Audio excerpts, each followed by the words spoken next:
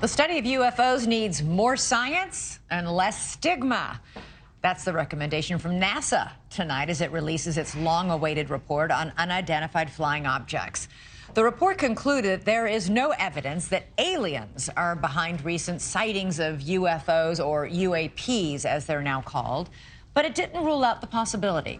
It also outlined ways that UAP reports should be examined going forward. The space agency also appointed its first UFO research director to help gather more scientific information to help better understand UFOs and their origins. For more on all this, let's bring in investigative journalist Ross Coulthart. Ross, good to have you back on the show. You were the first journalist to interview whistleblower David Grush. That interview premiered right here on NewsNation on this show and kicked off a whole cascade of events, including congressional hearings. So what's your reaction to the report out of NASA today? Hello, Elizabeth. Look, it's positive because it represents a culture change.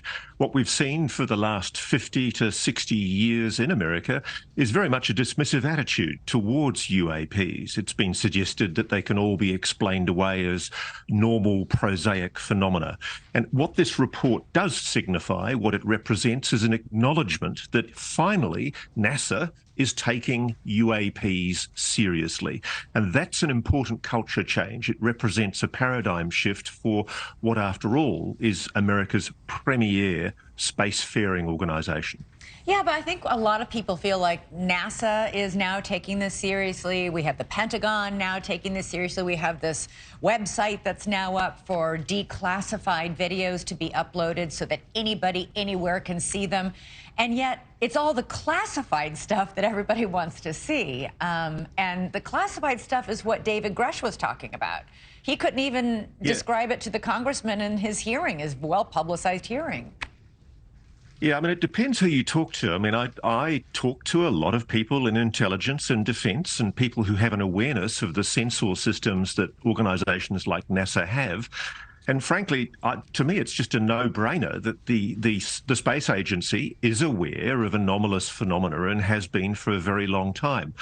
And I find the assertion, it's always fun when you look at a report to go to the very last page, because that's normally where the most pertinent stuff is. And it's literally the last paragraph where they declare at this point there is no reason to conclude that existing UAP reports have an extraterrestrial source. And it's interesting because they do admit, though, that there is a plausibility to the idea that there is a potential unknown alien technology operating in Earth's atmosphere. And the simple fact is, as I know from many sources, that's because the censor systems are picking up anomalous phenomena. And I notice the report does point to, for example, one of the photographs is of one of these anomalous metallic spheres, which continues to be a mystery, both to NASA and also to the ARRO, the All-Domain Anomaly Resolution Office, which is the Pentagon's UAP investigation office. So we've got this kind of weird cognitive dissonance right now, where NASA is essentially saying that on the peer-reviewed literature, there's no evidence, but the simple fact is, if they actually start doing the work and start digging, I know they're going to find that there is evidence, and they're going to find that they actually have to, somewhat reluctantly, I suspect, acknowledge that there is evidence in their archives. And one of the things that I'm being pointed to is the STS video, the space station video and the shuttle videos. There's been a long history of anomalous phenomena that have been recorded from the space station, including by astronauts who've actually acknowledged that what they saw seemed anomalous to them. It's incumbent, I think, on the NASA investigation to take that phenomena seriously and to provide an explanation for it. Where is that report or video from the NASA astronauts reporting things that they saw? There's a long succession of reports. One of them is, for example, STS-48, which was the Space Shuttle mission number 48, where there was an anomalous-looking object that appeared to avoid a flash of light from the planet. It's been explained as ice crystals being deflected by thrusters from the spacecraft. But other analysis has said that that doesn't fulfill that explanation.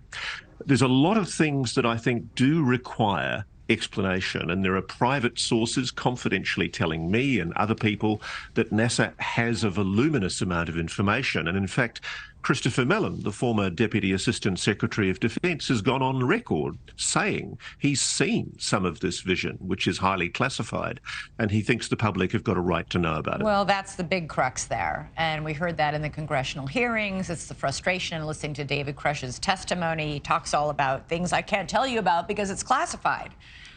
Everybody wants to see what's classified. All right. Tell me about it. Yeah, exactly, Ross. Good to have you on the show. Thanks so much for watching. Go to joinnn.com to find NewsNation on your television provider.